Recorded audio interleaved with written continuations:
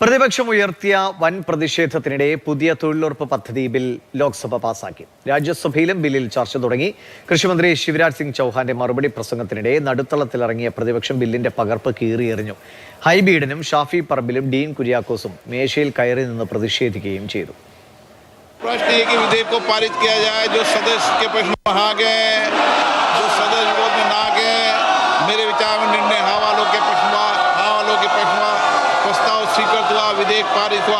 പുതിയ തൊഴിലുറപ്പ് പദ്ധതി ബില്ലിന്മേൽ നടന്ന ചർച്ചയ്ക്ക് കൃഷിമന്ത്രി ശിവരാജ് സിംഗ് ചൗഹാൻ ഇന്ന് ഉച്ചതിരിഞ്ഞാണ് മറുപടി നൽകിയത്.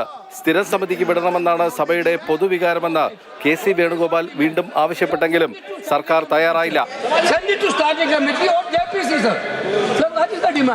മന്ത്രി മറുപടി പറഞ്ഞു തുടങ്ങിയതോടെ ഗാന്ധിജിയുടെ ചിത്രങ്ങളും മുദ്രാവാക്യവുമായി പ്രതിപക്ഷം നടുത്തളത്തിലിറങ്ങി.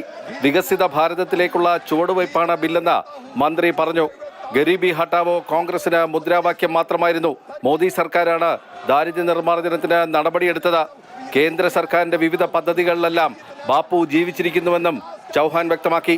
माननीय अध्यक्ष महोदय, इनने तो बापू के आदर्शों को मारने का काम किया, लेकिन नरेंद्र मोदी जी ने बापू के आदर्शों को जिंदा रखने का काम किया. ഇതിനിടെ നടുത്തളത്തിലിറങ്ങിയ പ്രതിപക്ഷ അംഗങ്ങൾ ബില്ല് വലിച്ചു കീറിയെറിഞ്ഞു. സ്പീക്കറുടെ ഡയസിന് സമീപമുള്ള മേശയിലേക്ക് ഹൈബി ഈഡനും ഷാഫി പറമ്പിലും ഡീൻ കുര്യാക്കോസും മറ്റും കയറി നിന്ന് മുദ്രാവാക്യം വിളിച്ചു.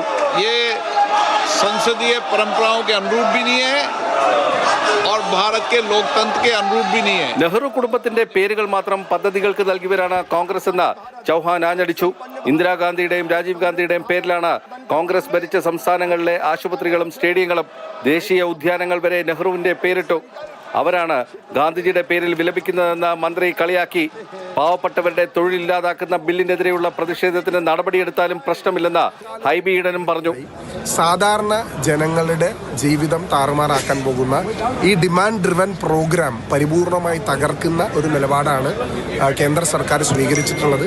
2 പതിറ്റാണ്ട് പഴക്കമുള്ള മഹാത്മാഗാന്ധി ദേശീയ ഗ്രാമീണ തൊഴിലുറപ്പ് പദ്ധതിക്ക് പകരമാണ് പുതിയ ബില്ല് കൊണ്ടുവന്നത്.